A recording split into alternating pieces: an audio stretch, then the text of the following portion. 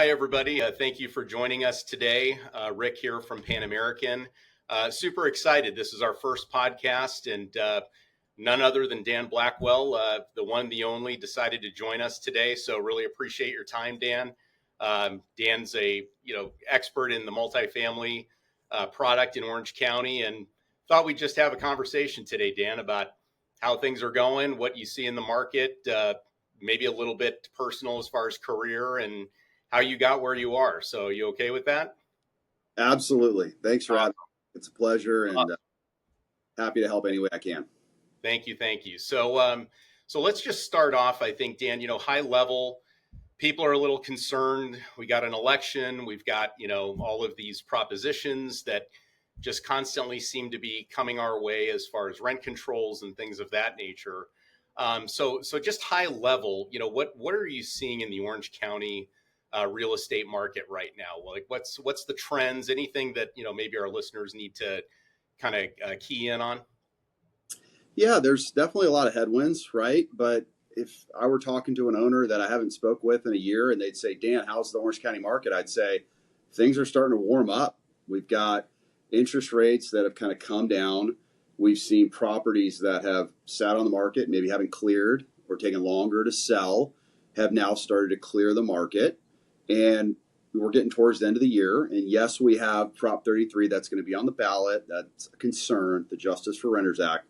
But we've also got year-end conversations where people said, hey, I need to get buildings purchased by the end of the year for depreciation. So you're still seeing the market warming up. You're still seeing a lot of capital wanting to be here and looking for good assets. So we have been fortunate in this market, and it's not as soft as other markets within California or throughout the U.S. So we've been doing really well here in Orange County. What do you think? Why do you think that is, Dan? Why are people still seeing kind of Orange County? I think there's, a little bit of a barrier to entry. Cap rates usually aren't quite as exciting as maybe some other markets. But why do you keep seeing people coming to the Orange County marketplace?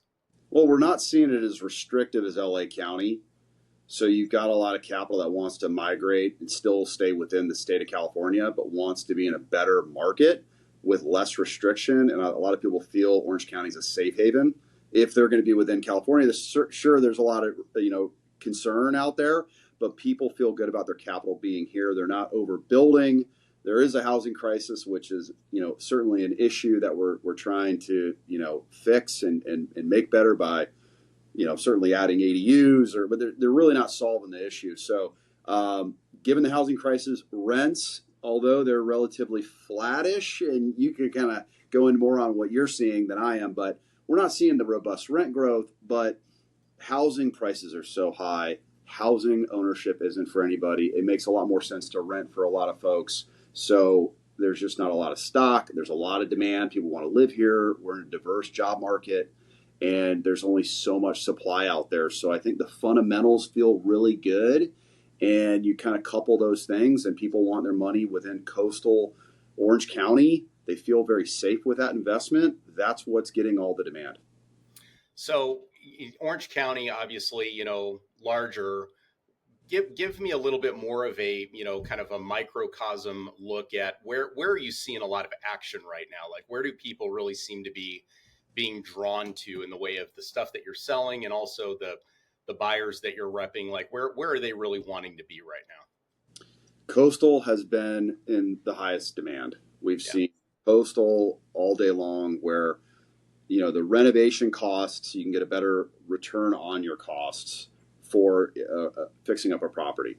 So you can get a higher rent lift by fixing up a property. So we're seeing a lot of investors wanting to be on the coast. Also, you're seeing we've completed 4 or 5 transactions within San Clemente this year, 4 or 5 transactions within Huntington Beach this year, and we've seen a lot of capital come off the sidelines, wanting to be in these assets to where they can fix them up. They feel very safe owning in these markets. So I think that's probably been the hottest market. The cap rates are lower, but people are willing to buy good real estate and accept a lower cap rate. So I would say coastal, and then your interior markets still are picking up within demand. The cap rates kind of have to make sense for buyers to jump in. They're a little bit more cap rate sensitive there. But these markets are still getting a lot of traction. And prices have come down a little bit where people are starting to step in. Rates are coming down, so it's starting to pick up steam. I would say both those markets really under 5-6 million bucks and under is really the market. That's probably 60-70% of the market. So if you're a buyer, you want to acquire units, you probably want to be under 6 million and pay attention to the coast and central to North Orange County. Awesome. I appreciate that. So now looking forward, next 12 months, I know nobody's got a crystal ball. We've got an election coming up that has got a lot of people, kind of curious, sideways, however you want to describe it. What do you see happening over the next year? Well, I think we've seen headwinds come our way, right? There was tailwind. It was only tailwind just a few years ago, and now it's been a lot more headwinds, right? I think we're just trying to find, well, there's going to be a little bit of a balance, right? I think we're going to get some tailwinds back into the marketplace. Hard to see exactly what that's going to look like, but I think the headwinds are still going to be out there, right? I think so. It's a little bit of both. Again, everybody needs a roof over their head, right? We're housing providers. There's a lot of people that want to be within this market. I think the challenges are going to be the product that has, I'm at least seeing it on the brokerage side. A lot of buyers are looking for better quality product. They're looking for single story. They're looking for townhouse units.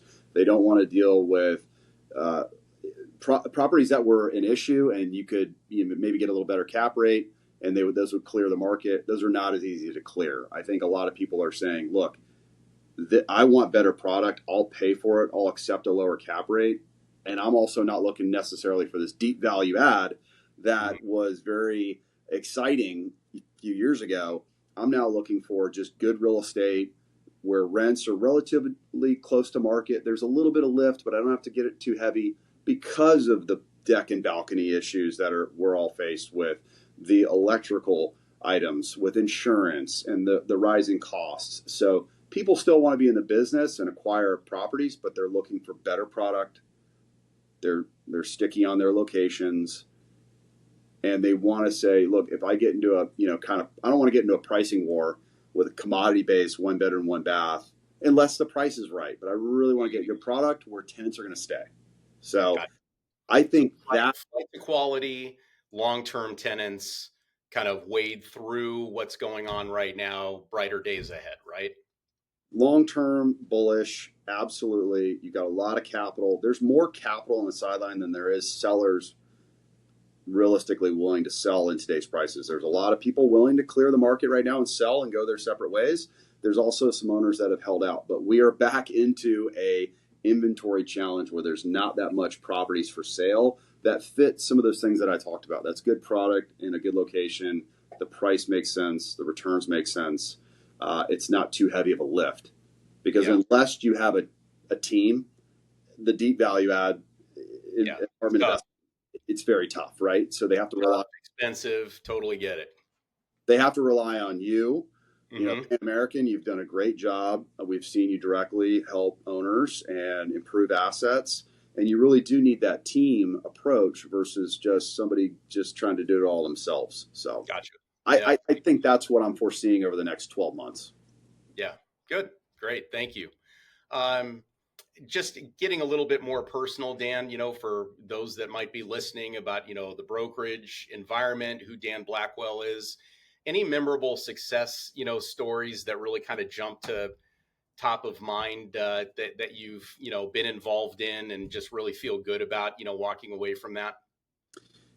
Yes, there's been a number, but I'd have to mention one that we're actually working on right now. It's a client is acquiring 33 units in Anaheim, and that you currently manage, and you're retaining the management on, and that speaks volumes to Pan American. But this property is 33 units, 80s product, and the investor that's acquiring the property is 1031 exchanging up from 20 units. So they're going from 20 units to 33 units. They are able to pick up more after-tax cash flow. They're getting a 24-year newer building. They're getting mid-80s construction, selling 60s construction. They're improving location, and they're still doubling down in their same operating area. So it checked almost every box, and they didn't have to add any more cash. They just used the equity from their building. But I think from a broker standpoint, helping an investor where you can see the full spectrum, helping them sell a building they've got to divest of, and then meet the guidelines of the exchange, sell this property, help them buy this property, put it all together, and then at the end of the day, you get to see the direct benefit. I think that's a notable one. The upleg closes in about a week, so by this time it airs, it'll have closed. But I think that is very rewarding, and it kind of ties back to why I do what I do, and it's helping people, right? Yeah. And a great guy nonetheless, right? I mean, it's always nice to work with somebody that that's, I think, grateful for, what you're doing for them, right? So that's awesome. Yes. So let's pivot a little bit.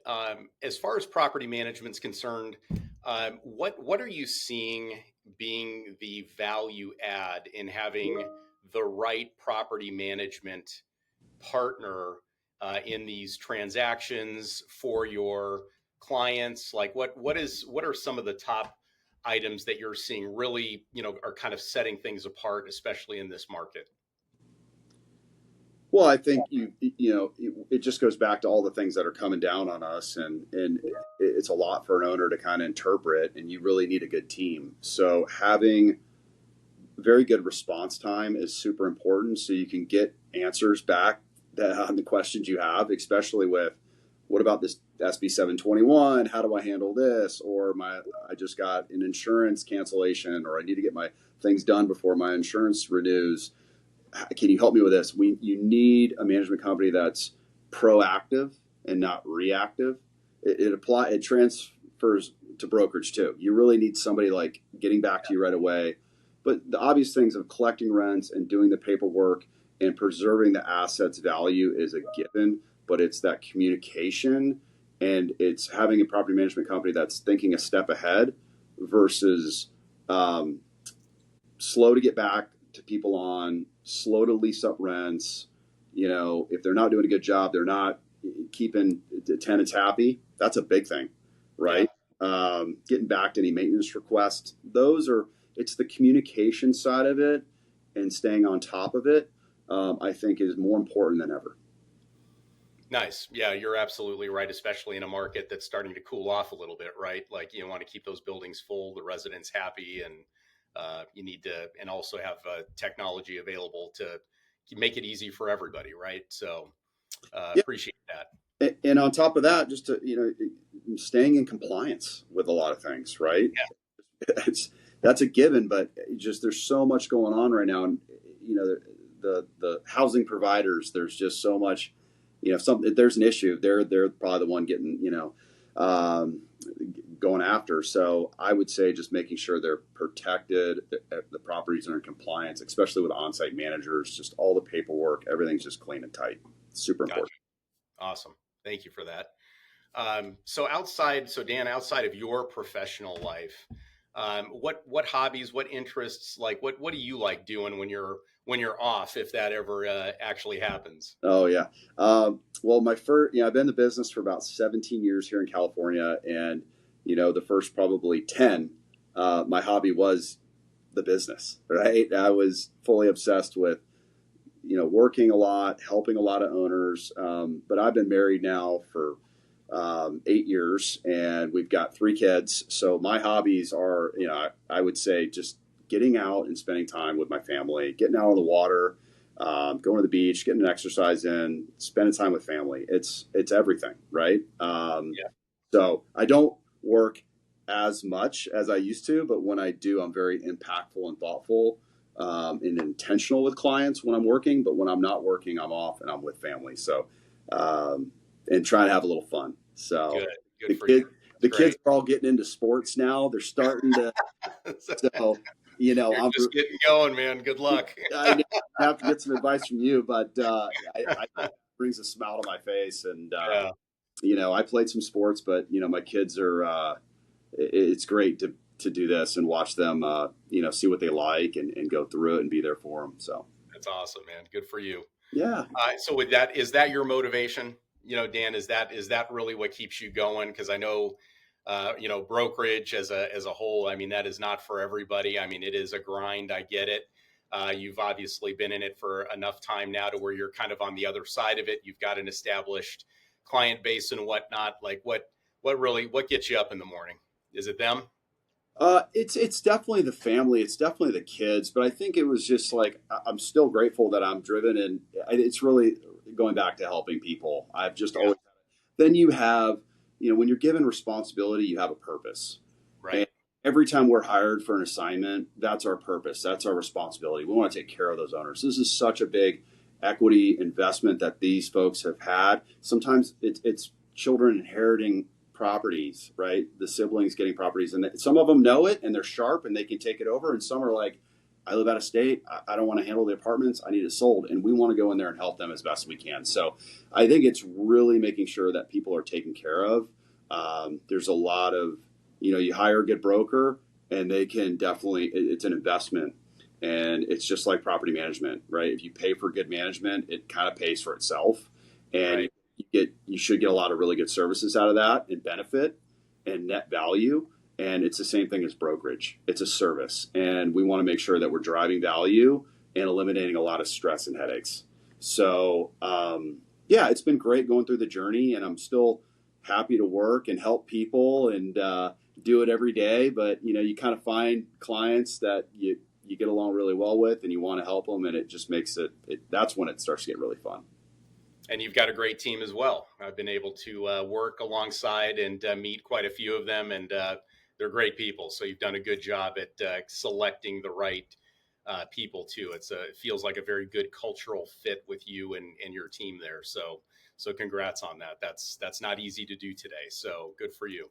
Hey, thank you. And I totally agree. The team is definitely taking it to the next level. We're able to help even more owners with having the same mindset, and the team has the same mindset. We're all rowing together, but it's great to where, I might have a property for sale and somebody else on the team has a property that they've been wanting to get out of and do an exchange, or maybe it's just so we can go in and help way more people. So we've closed year to date 40 transactions. I just checked before we got online for the video, and that's about one a week. And there's no way a single agent could do that, right? Yeah, good for you, man. Congratulations. That's it, huge. it's 100% the team, and Yeah, yeah, and I think it good just for you. goes back to the owners watching the video. If you have a team helping you with something, you're most likely going to have a better outcome than a single person. So that goes for management, that goes for brokerage, that goes for investing. And I think today, when I look at it, just to kind of share this too, I was thinking about it before getting on, we all need to surround ourselves with a good team, right? And Right. you have a great team, and we have a great team. But also as an owner, they need to have a good team, right? They need to Yeah. have, and some of those ingredients are a good broker. Even if you're not transacting, you just need to have a good relationship with a broker, and you get a lot of good free insights.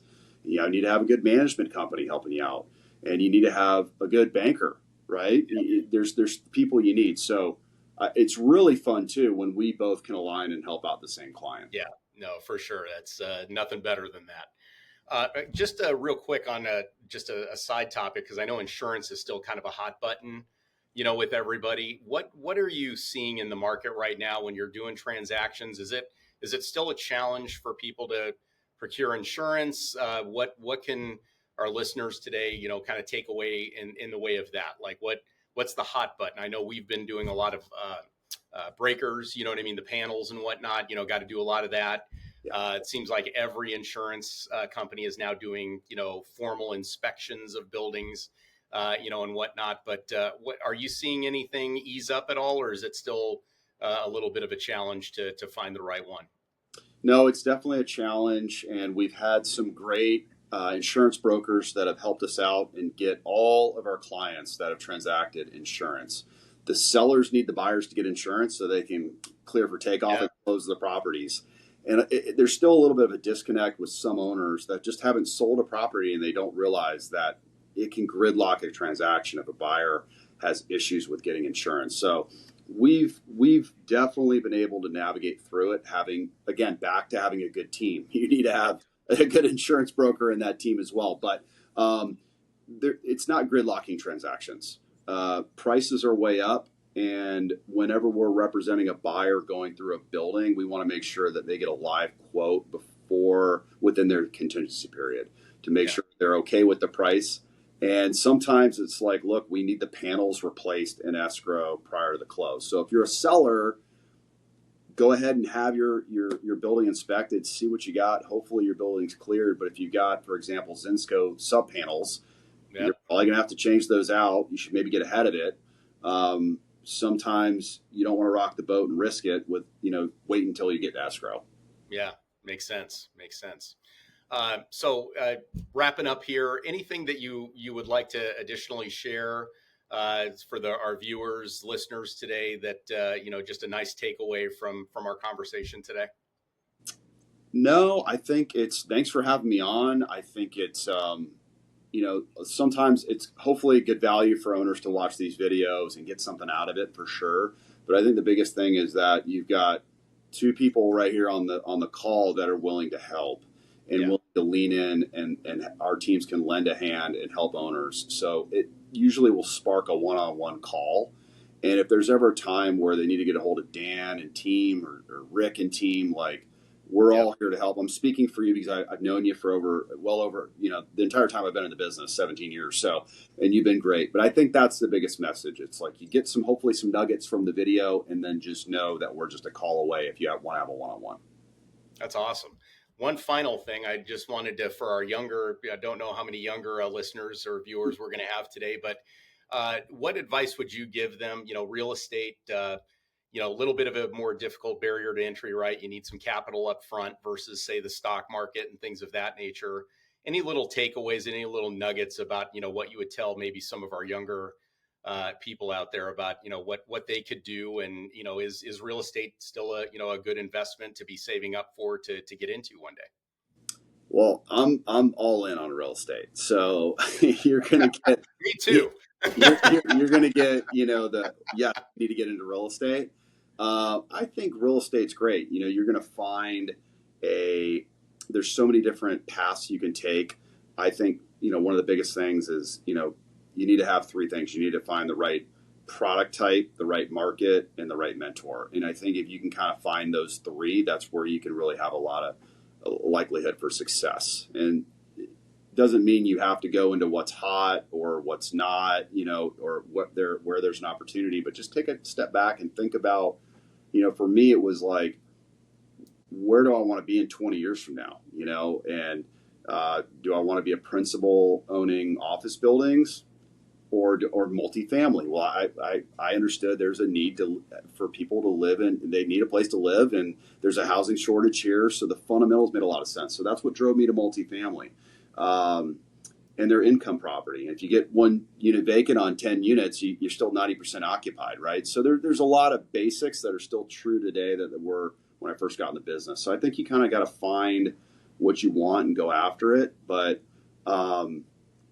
I think brokerage is great as one aspect of the real estate business. Brokerage is great, but equity is the game. So at the end of the day, if you want to get into the business and are driven by helping people, I think that's going to take you a lot further than being greedy. And so I think if you have the right mindset, you get the right mentor, I think the sky's the limit, especially in a big market like SoCal. But I love real estate. There's all these little blips. One thing about Orange County, it's one of the last markets to cycle down and one of the first markets to recover. So it's a pretty safe market. And even though this might be a little challenging market, that's the best times to get in. I got in 2008 and it was terrible. And I thought this was the dumbest thing to ever do. But you learn. Now here we are. And now here we are. But you learn when the market's slower, because if you have a mentor, they're going to spend a little bit more time with you. But if you get into a hot, frothy market, they don't even have time to take lunch. Right. They're just deal. But the slower market, things get hard. You learn when it's hard, and you develop the skill sets that really are going to make you very strong throughout your career. So awesome. Those would be some things I would share. Yeah. Well, thank you again, Dan. Always a pleasure chatting with you, man. Really appreciate you and giving us the time today. Hopefully our listeners, got something to take away from today. And again, if you need any help, please, reach out to me. I'm happy to, send you Dan's way, or if you need to talk property management, things of that nature, we're happy to help as well. So thanks everybody so much. Appreciate it. Absolutely.